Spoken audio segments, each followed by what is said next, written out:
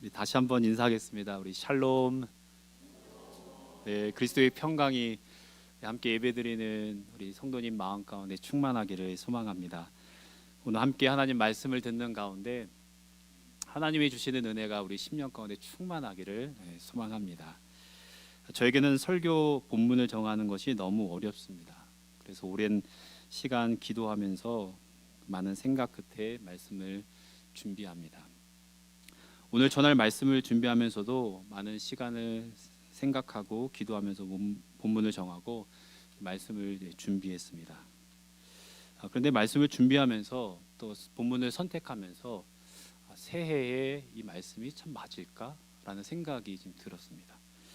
본문을 잘 아시는 분들에게는 또 이 말씀이 또 부담으로 다가올 수도 있지 않겠는가라는 생각도 하게 되었습니다.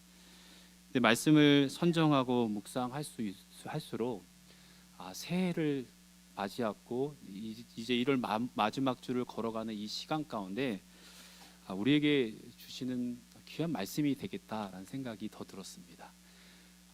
많은 것을 결심하고 또 한 해를 지나가는 삶 속에 실패를 경험할 수 있는 우리들의 삶 속에 또 하나님 말씀 따라 살아가야지라고 결단하고 살아가는 삶의 여정 속에 그렇지 못하는 우리의 모습들이 많이 발견될 텐데 실패한 베드로를 찾아가셨던 그 주님의 사랑을 좀 생각해 보면 우리에게 큰 위로와 또한 힘이 되겠다라는 생각을 했습니다.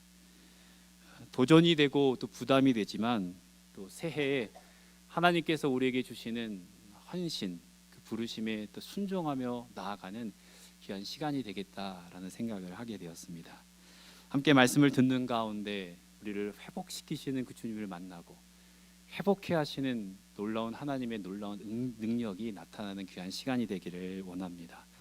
또한 주님을 향한 신앙의 고백 또한 확인하고 또 하나님 앞에 다시금 헌신하는 귀하고 복된 시간이 되기를 원합니다.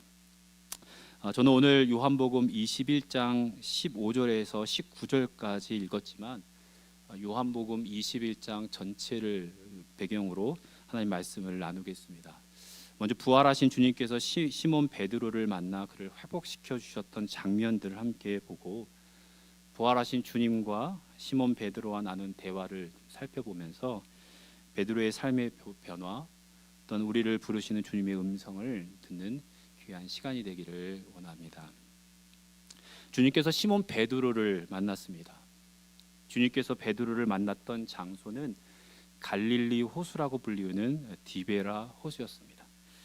갈릴리는 주님께서 공생애 가운데 정말 복음을 전하고 하나님 나라를 선포했던 곳이었고 또한 병든 자들을 또한 일으켜 세우심을 통해 예수님 스스로가 메시아임을 선포했던 장소였습니다.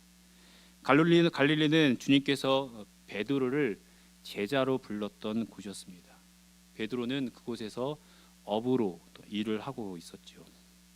베드로가 주님을 만났을 때는 예수님께서 죽으시고 또 살아나셨을 때였습니다. 하지만 베드로는 주님을 따르는 일에 실패하고 후회와 두려움 가운데 보내고 있을 때였습니다. 주님께서 약속대로 다시 살아나실까라는 의문도 있겠지만 말씀하신 대로 또 살아나실 그 주님을 기대하는 그러한 때였습니다. 베드로는 사람을 낚는 어부가 되라라고 주님께서 부르셨는데 또한 자신의 삶의 여정 속에 주님을 신실하게 열정적으로 따라갈 때가 있었지만 또한 위기의 순간 속에 또한 주님을 온전하게 따라가지 못했던 때이기도 했습니다. 사명을 감당하고 살아가야 되는 베드로의 삶이지만 사명을 감당하기보다는 사명을 잊은 채 자신의 일상의 삶을 살아가고 있을 때였습니다. 주님께서 그를 찾아가셨을 때에는 그의 친구들과 함께 배를 타고 고기를 잡으러 갔을 때였습니다. 실패라고 말하기는 그렇지만 고기 잡는 것에는 전문가였던 베드로가 밤새 고기를 잡았지만 고기를 하나도 잡지 못했을 그때였습니다. 그때 부활하신 주님께서 시몬 베드로와 그의 제자들을 찾아가셨습니다.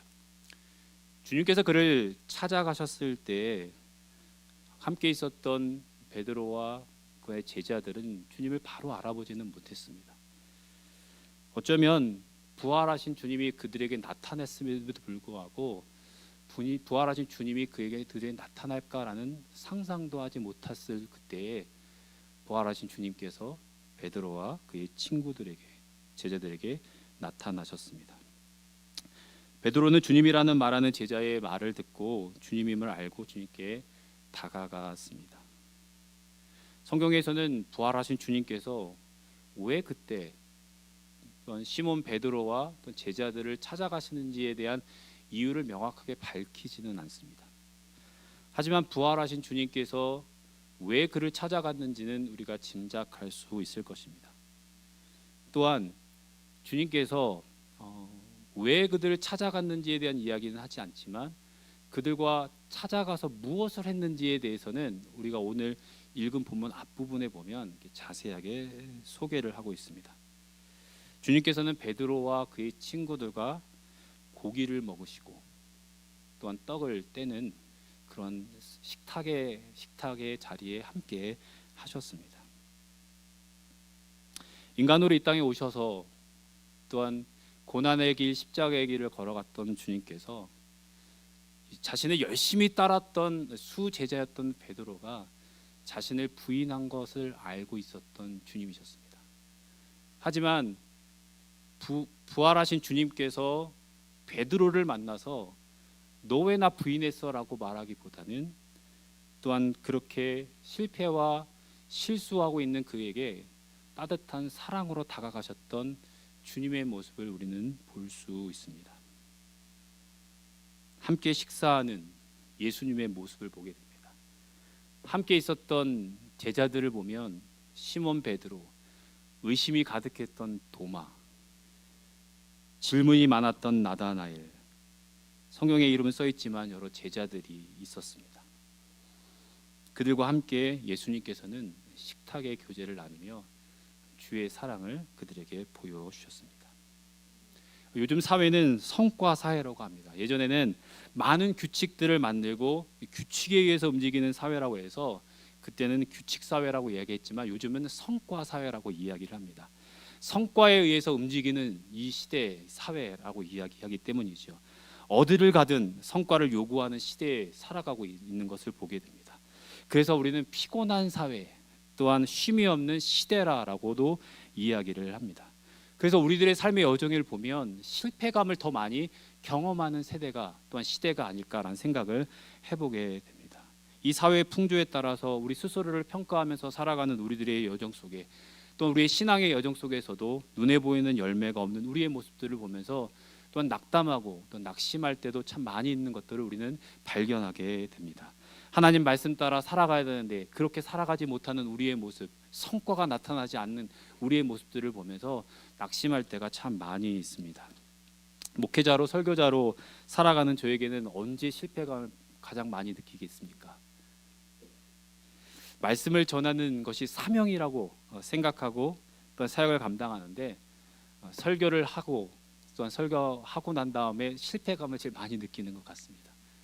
하나님의 말씀을 정말 담대하게 선포하고 정말 하나님의 말씀을 잘 전해야 되는데 그렇지 못하는 것 같은 저의 모습을 볼 때마다 실패감을 많이 이렇게 경험하게 됩니다. 제가 오레곤에서 사역을 감당할 때 사역하는 그 순간 속에 사역의 열매가 보이지 않는 것 같고 또한 설교를 하고 또 하나님 주시는 사명을 감당하는데 부담과 책임감으로만 감당하는 저의 모습들을 보면서 하나님 앞에 은혜를 구했던 그 시간들이 있었습니다. 또한 주일 강단을 맡겨주셔서 또 하나님 말씀을 전해야 되는데 두렵고 떨린 마음만 많이 있어서 하나님 앞에 은혜를 구했던 시간들이 있었습니다. 그때 하나님께서 기도하고 하나님 앞에 나아갈 때 저를 회복시키시고 또한 다가오셨던 그 주님의 사랑을 기억합니다. 여러분들의 삶 속에서는 언제 무엇 때문에 실패감을 많이 느낍니까? 어느 삶의 연역 속에서 여러분들은 넘어집니까? 언제 여러분들은 주님이 만나서 여러분들을 회복시켜 주셨습니까? 어제 토요 새벽 예배 후에 성도님들과 함께 이야기를 나눌 수 있는 기회가 있었습니다. 단기 선교팀들이 캄보디아를 가서 또 선교를 감당하고 있는 그런 시간이어서 이야기의 나눔의 주제가 선교였습니다. 그러다 보니 예전에 내가 선교를 갔다 왔는데 그때 주셨던 은혜가 컸는데라는 이야기를 들을 수 있었고, 저도 함께 이야기를 나누는 가운데 선교를 갔었던 그 순간 속에 하나님께서 주셨던 은혜가 기억이 나고 그것을 함께 나눌 수 있었습니다. 멕시코에 있는 오하카를 가서 사역을 감당했는데, 오하카는 멕시코의 가장 가난한 지역이었습니다. 그 가난한 지역에 선교사님께서 그곳에 가서 선교 사역을 감당하고, 또 정말 그러니까 마을을 들어가려 그러면 2시간 차를 타고 가야 되고, 또한 마을을 들어가서 또한 한 5시간을 운전해서 갈 수 있는 곳까지 교회를 곳곳에 이렇게 세우게 되었습니다. 근데 그 마을에 있는 그 미해족 사람들은 스페니어를 사용하지 않고 미해어를 사용한다고 합니다. 그래서 선교사님께 왜 그들은 미해어를 사용합니까? 라고 질문을 하니까, 스페인이 너무 험난해서 너무 산골짜기여서 거기까지는 점령을 못 해갖고 그 사람들은 스페니쉬를 사용하지 않고 예전에 사용했던 미해어를 사용한다라고 얘기를 합니다. 그런데 선교사님이 그 산골짜기를 가서 거기에 복음을 전하고 거기에 교회를 세운 것입니다라고 이야기를 했습니다.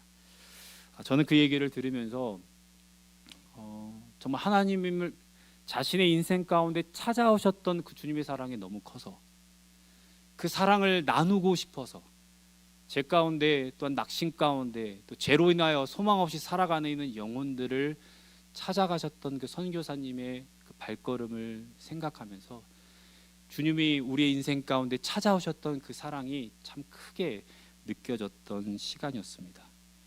주님께서는 임마누엘로 너희와 함께 하시겠다라고 하시면서 인간으로 이 땅에 오셨고, 공생의 가운데 우리와 함께 하시는 주님으로 우리에게 찾아오시고, 또한 이 세상의 사명을 다 감당하시고 또한 부활하셔서 승천하시기 전에 우리와 영원토록 함께 하시겠다고 약속하셨던 그 주님께서 베드로를 찾아가셔서 그의 사랑을 나타내 주셨을 뿐만 아니라 우리의 인생 가운데 찾아오셔서 그 사랑을 나타내 보여주셨습니다.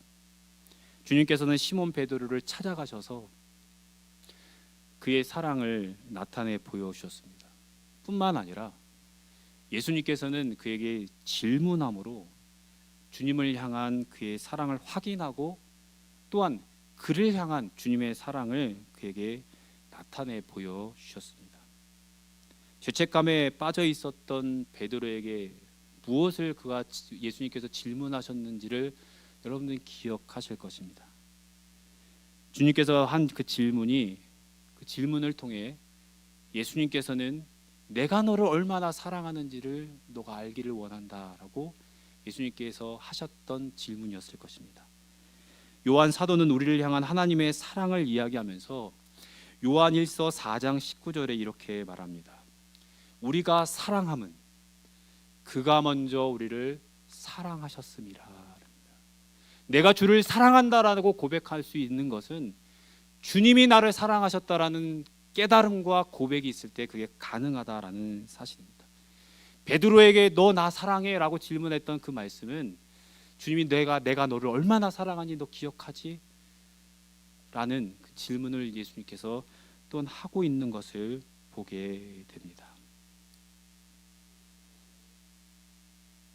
인간으로 오셔서 고난받으시고 부활하셨던 주님께서 실패했던 베드로를 찾아가시고 질문하심으로 그를 향한 사랑을 확인시켜 주셨습니다. 또한 예수님께서 질문하시면서 그를 부르시는 그 이름 속에 주님의 사랑을 우리는 느낄 수 있습니다. 요한의 아들 시몬아라고 예수님께서 베드로를 부르십니다. 이야기를 전개하는 모습 속에서는 시몬 베드로가라는 표현을 쓰지만, 예수님께서 시몬 베드로를 부를 때는 요한의 아들 시몬아라고 부르십니다.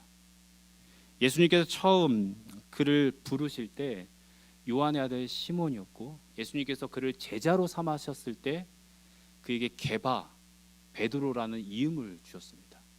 베드로라는 이름은 반석이라는 뜻을 갖고 있지요. 근데 예수님께서 베드로를 만났을 그 순간 속에 그는 견고한 반석 위에 서 있는 모습보다는 실패하고 연약해 있는 그의 모습이었습니다.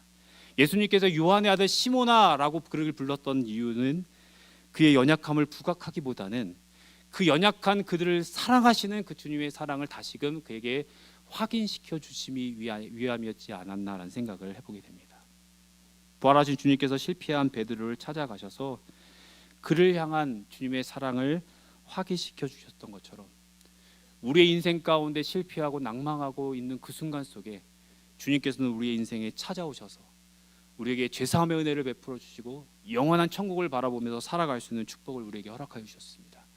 주님을 사랑한다라는 고백을 할 수 있는 특권을 주시고 먼저 주님이 우리를 사랑하셔서 주님을 사랑하며 우리의 삶을 살아갈 수 있게 되었습니다. 먼저 사랑하셨을 뿐만 아니라 끝까지 우리를 사랑하신다라고 말씀을 하십니다. 주님을 향한 주님께서 베드로를 향한 그 사랑을 확인시켜 주실 뿐만 아니라 예수님께서는 실패한 베드로에게 주님을 향한 그 사랑을 다시금 확인시켜 주는 모습을 보게 됩니다. 요한의 아들 시모나 너는 나를 사랑하느냐라고 예수님께서 질문하십니다. 요한의 아들 시모나 너는 이 사람들보다 나를 사랑하느냐라고 질문합니다. 이 사람들보다라는 이 해석했던 것은 Do you love me more than these라는 말인데 사람들보다라는 해석도 있지만 또한 이것들보다라는 해석도 있습니다. 요한의 아들 시모나 너가 사랑하는 많은 사람들보다 주변에 있는 많은 사람들보다 나를 더 사랑하느냐라고 질문하고 요한의 아들 시모나 너가 사랑하는 것 너가 사랑하는 어부의 일 너가 사랑하는 여러 일들보다 나를 더 사랑하느냐라고 예수님께서 그에게 질문하시는 그러한 모습입니다.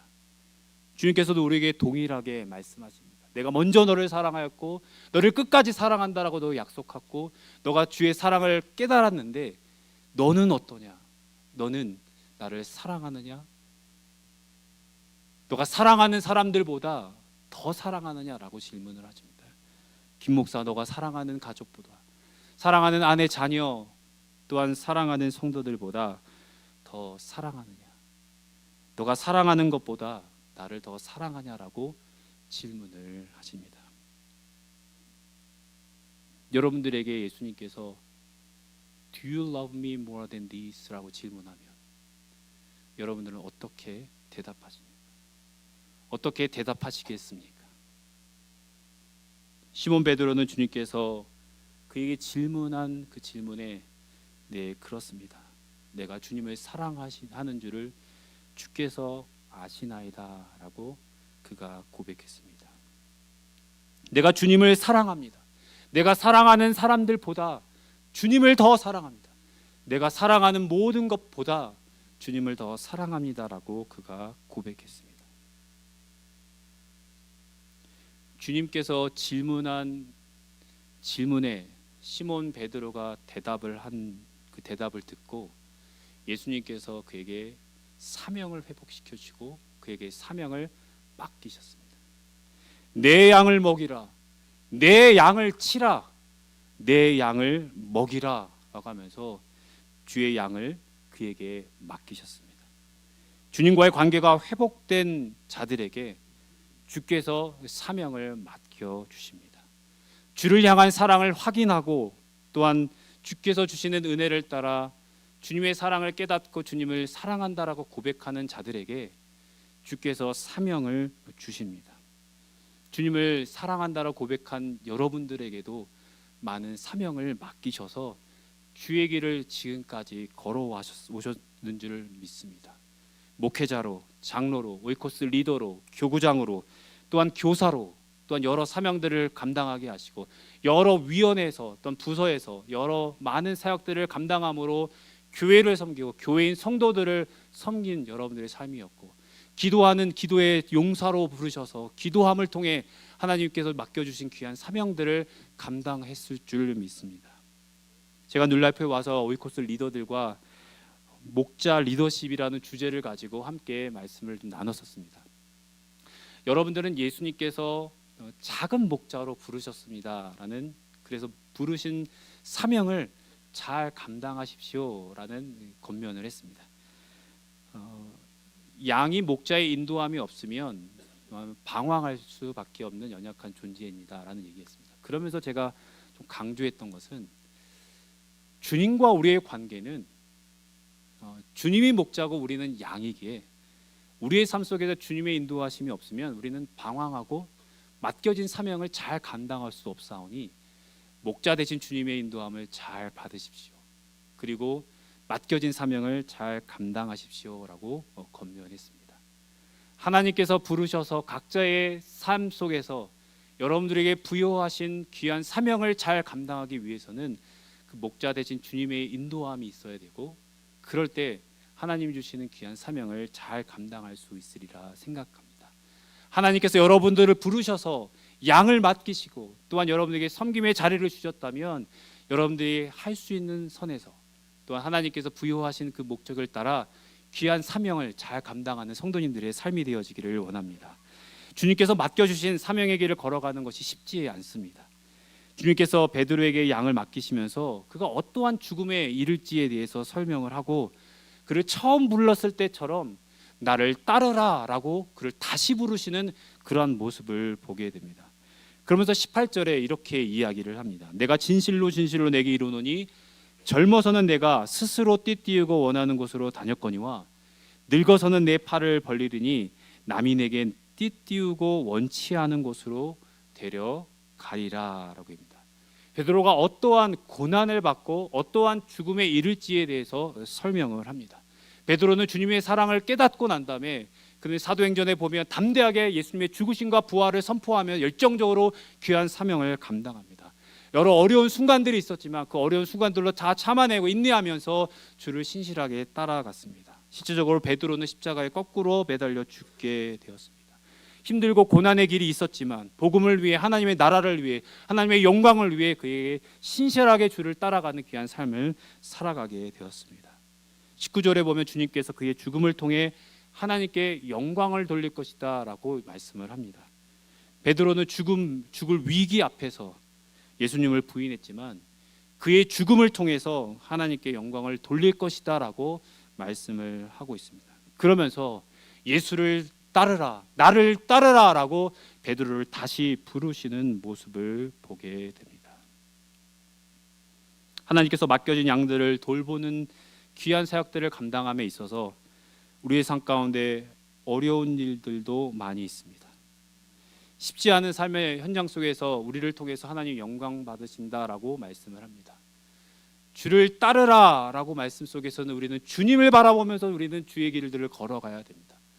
하지만 주님을 따르라 라는 그 말씀 속에 우리는 주님을 보기보다는 우리의 환경을 볼 때도 많고 주변 사람들을 볼 때도 참 많이 있는 것들을 보게 됩니다. 예수님께서 베드로에게 어떠한 죽음을 당할지에 대한 이야기를 하면서 또한 그 주변에 있었던 요한을 보고 요한은 그러면 어떻습니까? 요한은 어떠한 죽음을 맞이할 겁니까? 라고 했을 때 그를 상관하지 말고 너는 나를 따르라 라고 예수님께서 말씀하셨던 것을 보게 됩니다. 최근에 제가 읽었던 책 제목이 J 커브였습니다. 책 제목이 왜 이런가 이런 생각이 들 수도 있지만 알파벳 J를 통해서 우리의 신앙에 관한 이야기를 했습니다. 제가 예전에 바이블 아카데미를 하면서 사용했던 일상 기도라는 책을 쓴 저자인 폴 밀러 목사님께서 이 책을 쓰셨습니다. 폴 밀러 목사님은 이 알파벳 J를 가지고 예수님께서 어떠한 일들을 하셨는지에 대해서 좀 설명을 합니다. J에서의 발업 라인을 예수님의 죽으심이다라고 생각합니다. 예수님이 이 땅 가운데 오셔서 죽으시고 부활하셨다, 살아나셨다라는 말씀을 하십니다. 그와 동시에 성경에서는 어떠한 말씀을 하시냐면 우리도 예수님을 믿게 되면 우리도 죽고 살아났다라고 말씀하십니다.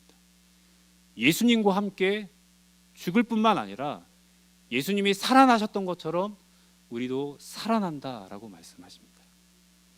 저와 여러분들이 받았던 은혜이죠.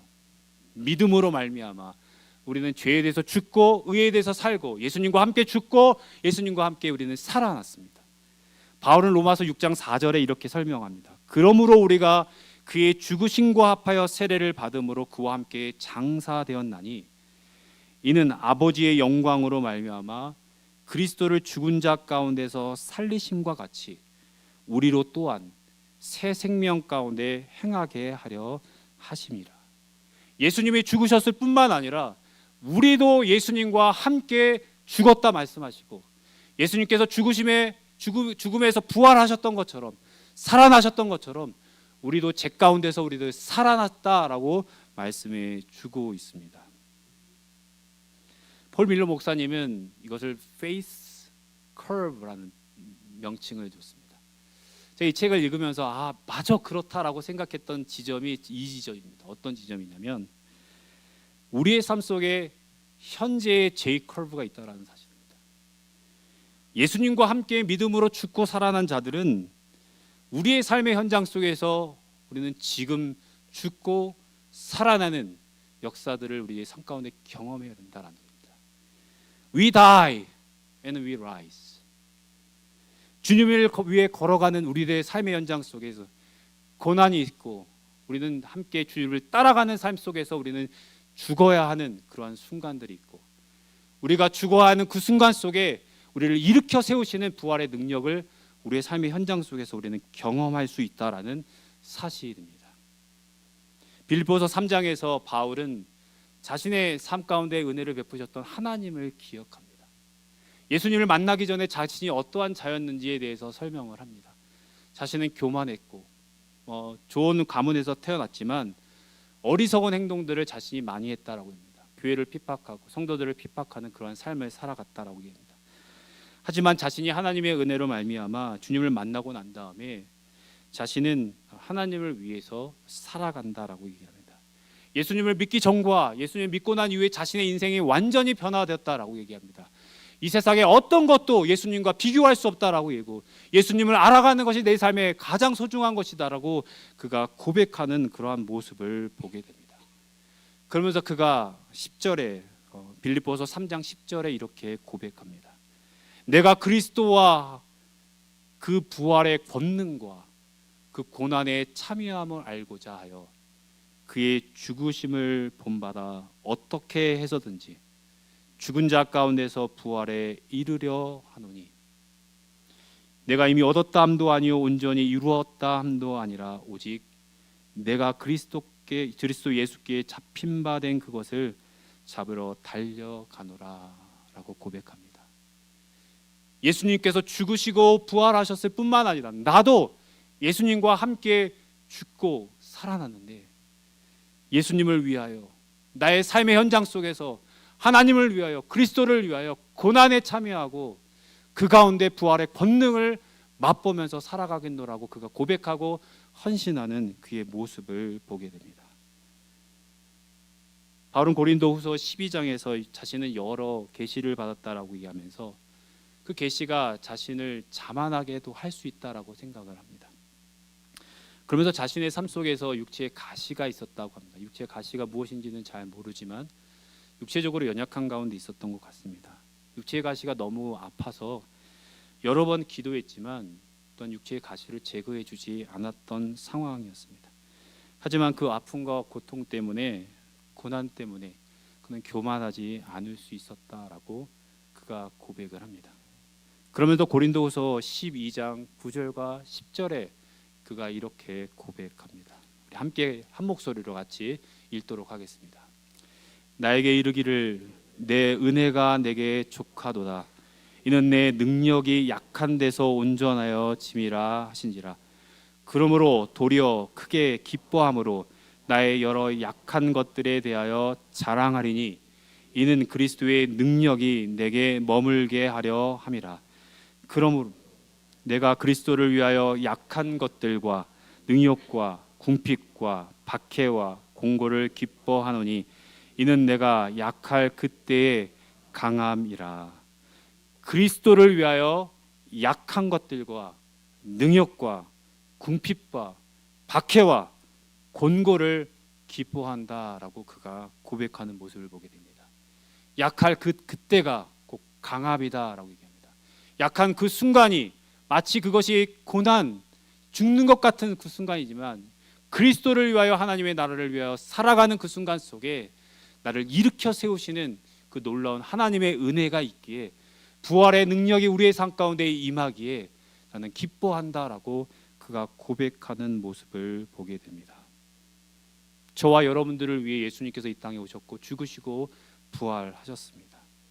혹시 이 자리에 예수님이 나를 위해 이 땅에 오시고 죽으시고 부활했다는 사실을 아직 믿지 않는 분이 있다면 성령의 놀라운 역사하심을 통하여 여러분의 심령 가운데 회복해 하시고 또한 여러분들이 예수님을 나의 구주로 고백하는 은혜가 있기를 소망합니다. 그래서 예수님과 함께 죽고 예수님과 함께 살아나는 귀한 은혜가 있기를 소망합니다. 하나님의 은혜 가운데 함께 예수님과 죽고 함께 살아난 여러분들의 삶은 또한 주께서 주시는 은혜를 누릴 뿐만 아니라 주께서 부르시는 그 부름에 따라 믿음의 길을 제자의 길을 걸어가는 여러분들의 삶을 기억할 수 있기를 원합니다.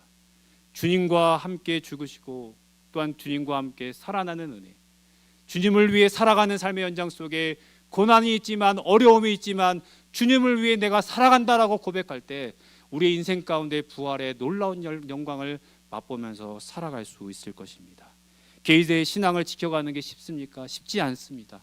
하지만 우리의 삶의 현장 속에서 하나님의 말씀에 헌신하고 기도하며 하나님 앞에 나아갈 때 또한 우리의 삶 속에 하나님 주시는 은혜를 누리게 될 것입니다. 형제를 사랑하는 것이 쉽습니까? 형제를 사랑하는 삶의 현장 속에 아픔이 있지만 그럼에도 불구하고 주를 위해 주께서 사랑하셨던 그 사랑을 생각하며 사랑하는 삶을 우리의 삶에서 살아가야 할 것입니다. 공동체를 세워가는 삶의 연장 속에 우리의 삶 가운데 고난이 있고 우리에게 헌신이 요구되어지는 순간들도 많이 있을 것입니다. 그러한 상황 가운데 주께서 부르심에 따라 개인의 삶과 공동체와 또한 교회와 또한 여러 삶의 현장 속에서 주님을 위해 내가 죽고 또한 주님을 위해 살아가는 삶의 현장 속에 부활의 권능과 은혜가 우리의 삶 가운데 있게 하셔서 세상에 줄 수 없는 평강과 기쁨을 우리의 삶의 현장 속에서 누리면서 살아갈 수 있게 될 것입니다. 여러분의 삶의 현장 속에 이 은혜가 충만하기를 소망합니다. 베드로의 삶을 다시금 기억하면서 말씀을 마무리하기를 원합니다. 두려움과 실패 가운데 있었던 베드로를 찾아가셨던 주님께서 그에게 주님의 사랑을 확인시켜 주시고 주님을 향한 그의 사랑을 확인한 이후에 그에게 사명을 주시고 양을 맡기셨습니다. 하나님의 은혜 가운데 우리를 찾아오셨던 그 주님을 향한 사랑을 고백한 우리들에게도 동일하게 사명을 우리에게 맡겨 주십니다. 여러분들 가운데 실패하고 낭망하고 있는 성도님들이 계십니까? 여러분들을 찾아오신 주님으로 회복해 하시는 하나님의 은혜를 경험할 수 있기를 소망합니다. 여러분들을 사랑하시되 죽기까지 사랑하신 그 주님을 세상의 어떤 것보다 세상의 어떤 사람들보다 사랑하며 하나님이 주시는 귀한 사명자의 길을 온전하게 걸어감을 통해 하나님께는 영광이요 우리들의 삶 속에는 평강이 있고 우리를 통하여 우리에게 속해 있는 공동체가 하나님께 영광 올려드리며 기쁨과 감사가 넘치기를 소망합니다. 주님을 만나기 전까지 인내하며 주님을 위해 살아가는 저와 여러분들이 되기를 주님의 이름으로 축복합니다.